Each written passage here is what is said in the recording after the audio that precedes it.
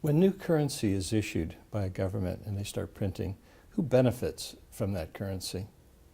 Oh, it's always the people who are close to the king or to the governor of the bank or the Ministry of Finance. Always. I mean, we can see it with the John Law, you know, the king and all the aristocrats around the king and all the people around John Law. They became extremely rich very fast, and with all this money, the first thing they have done is to buy properties and lands. So they kept them rich forever, and we have seen the same thing during the Revolution, the French Revolution. The people who get rich extremely fast were those who bought immediately the church property for nothing. You know, they bought like a land which the price was let's say $10 million, and they bought it for 1 or 2 million.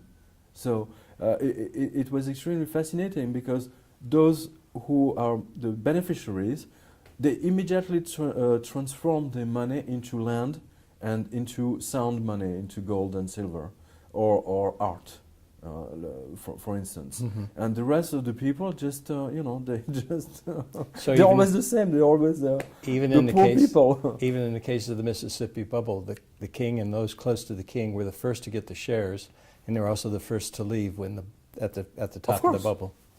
That's normal. Hello. Of course. Look what happened in Wall Street. Same thing. Same thing. Exactly. The same thing.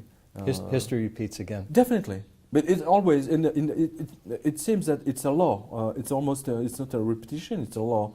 That every time a government is using paper as money, you know, the result it's always the same. It's like, you know, some Einstein definition, you know.